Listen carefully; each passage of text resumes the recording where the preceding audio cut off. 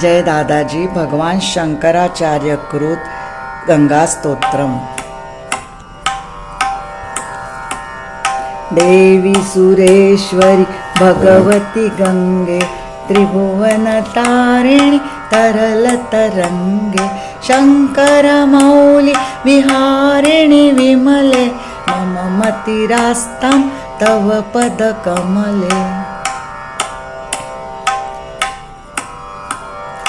भागीरथी सुखदायिनी मातस्तव जलमहिमा निगमे ख्याता नाहं जाने तव महिमानं पाहि कृपामयि मामज्ञानम्।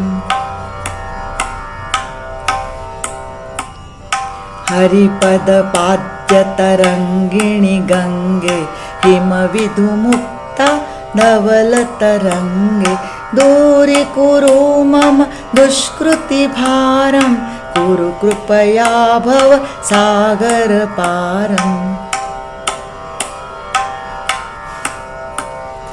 तव जलममलं येन निपीतं परमपदं खलु तेन गृहीतं मातर्गङ्गे त्वय्यो भक्ता किल तं द्रष्टुं नयमशक्ता। पतितोद्धारिणि जाह्नवी गंगे खंडितगिरिवर मंडितभंगे भीष्मजननी है मुनिवर कन्ये पतितनिवारिणि त्रिभुवन धन्ये। कल्पलतामिव फलदां लोके प्रणमति यस्त्वां पतति न शोके। पारावार विहारिणि गंगे विमुख युवती कृत तरलापांगे। तव चिन्मातस्रोतस्नातः पुनरपि जठरे सोऽपि न जात। नरकनिवारिणि जाह्नवी गंगे कलुषविनाशिनि महिमोत्तुङ्गे। पुनरसदङ्गे पुण्यतरङ्गे जय जय जाह्नवी करुणापाङ्गे। इन्द्रमुकुटमणि राजितचरणे सुखदे शुभदे भृत्यशरण्ये। रोगं शोकं तापं पापं हर मे भगवति कुलतिकलापं। त्रिभुवनसारे वसुधाहारे त्वमसि गतिर्मम खलु संसारे। अलकानन्दे परमानन्दे गुरु करुणामयि कातरवन्दे। तव तटनिकटे यस्य निवासा खलु वैकुण्ठे तस्य निवासा। वरमिह नीरे कमठो मीन किंवा तीरे शरटक्षीणा सथवा श्वपचो मलिनो दीनस्तव नहि दूरे नृपति कुलीना। भो भुवनेश्वरि पुण्ये धन्ये देवी द्रवमयि मुनिवर कन्ये। गंगास्तवमिम ममलं नित्यं पठति नरो यः स जयति सत्यम्। येषां हृदये गंगा भक्ति तेषां भवति सदा सुखमुक्ति। मधुरा कांता पंजटिकाभि परमानंद कलित ललिताभि। गंगा स्तोत्रमिदं भवसारं वाञ्छितफलदं विमलं सारं शङ्करसेवक शङ्कररचितं पठति सुखीस्तव इति च समाप्ता। जय श्री दादाजी की। श्रोते जन हो, चारुशीला वडगांवकर आपको प्रणाम करती हूँ। भगवान श्री शंकराचार्य जी का यह गंगा स्तोत्र गंगा मैया जितना ही पवित्र है। गंगा मैया अपने सनातन धार्मिक कार्यों में मुख्य अतिथि है। कोई भी देवता का पूजा यज्ञ में स्नान करने के समय, चाहे शिव जी हो, कृष्ण हो, गणेश जी हो, दुर्गा जी हो, हम गंगे च यमुने चैव इस मंत्र से प्रथम गंगा जी को आवाहन करते हैं। प्रथम मान गंगा जी का है। पंच नद्या स्नानम समर्पयामि ऐसा मंत्र कहकर हम भगवान का स्नान करते हैं। वेद भी गंगा स्तुति करते हैं। जन्नू ऋषि की कन्या है, इसलिए गंगा जी को जाह्नवी कहते हैं। दशविधों पापों का नाश करने वाली गंगा जी को दशहरा नाम से भी बुलाया जाता है। मुख्य 10 प्रकार के पाप होते हैं।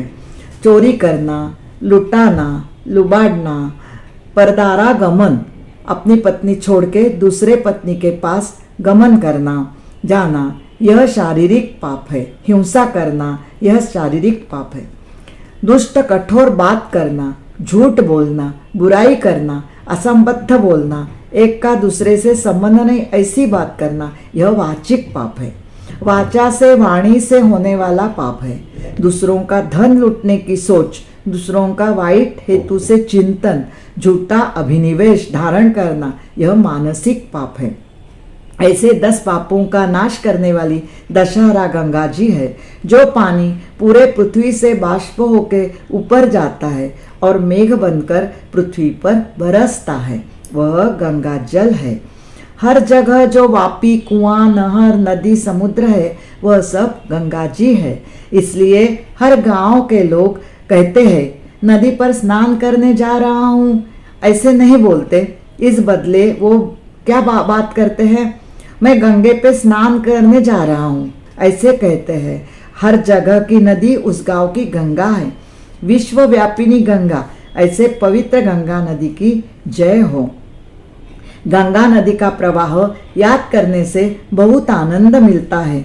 गंगोत्री से गंगा मैया निकलती है तो ऋषिकेश करके, हरिद्वार करके, काशी करके, कलकत्ता होके बंगाल के उपसागर में, गंगा सागर में, उसका समुद्र में मिलन होता है, समुद्र से मिलन होता है।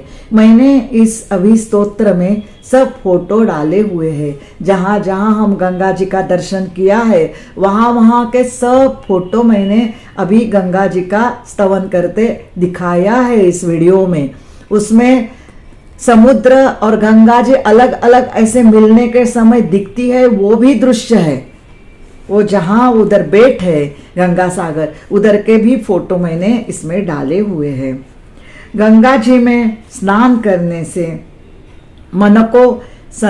गंगा जी मन को संतुष्ट करती है, शरीर को संतुष्ट करती है। उसका जल, ठंडा जल में हम जब स्नान करते हैं तो मन, शरीर संतुष्ट होता है। पवित्र और सुखद शीतल जल से प्रसन्नता प्रदान करने वाली गंगा मैया, तुझे मैं विनम्र प्रणाम करती हूँ। मनोहारी, बहुत आवेग से बहने वाली द्रवरूप मोहिनी गंगा मन को बहुत आनंद प्रदान करती है। याद करने से भी उसका बहुत आनंद मिलता है, उसका दृश्य सामने आ जाता है और बहुत दिल में, मन में बहुत प्रसन्नता आती है, ठंडापन आता है। कितना भी कुछ भी कहीं भी हो, गंगा जी को स्मरण करने से ठंडापन मिलता है, बहुत शांति मिलती है, पवित्र लगता है।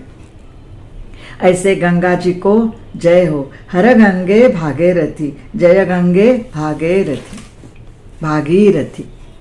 अभी पहला श्लोक का अर्थ मैं बताने जा रही हूँ। पहला श्लोक, हे देवी ऐश्वर्यवती, देवताओं के ईश्वर, महादेवता, त्रिभुवन का उद्धार करने वाली, जिसकी लहरें चंचल है, शंकर जी के मस्तक में विहार करने वाली गंगा जी, शुद्ध गंगा माते, आपकी चरण कमलों पर मेरी बुद्धि स्थिर कीजिए। अभी दूसरा श्लोक। राजा भगीरथ गंगा जी को स्वर्ग से ले आके पृथ्वी पर भागीरथ जी ने पृथ्वी पर गंगा जी को स्थापित किया है, इसलिए गंगा जी को भागीरथी कहते हैं।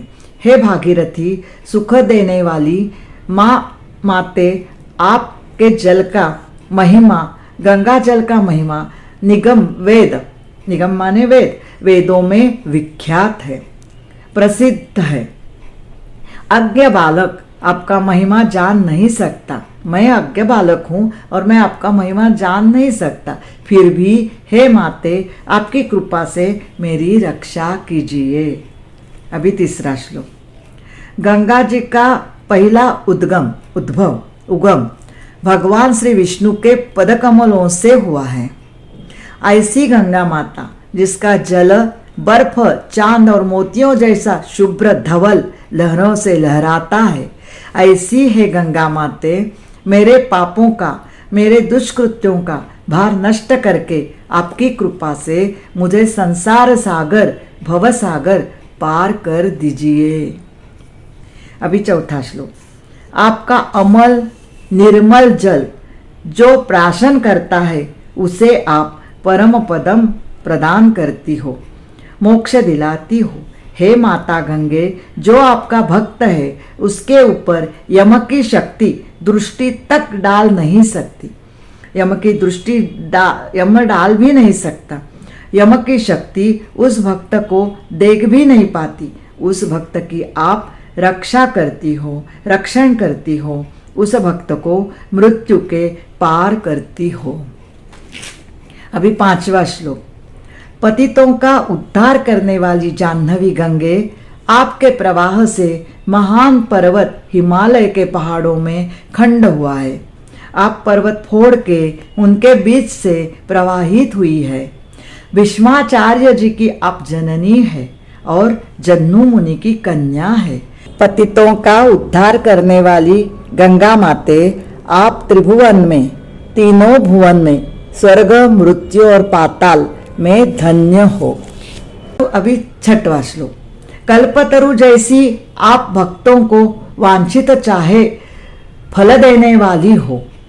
आपको जो भक्त प्रणाम करता है वह कभी शोकग्रस्त नहीं होता, दुखी नहीं होता।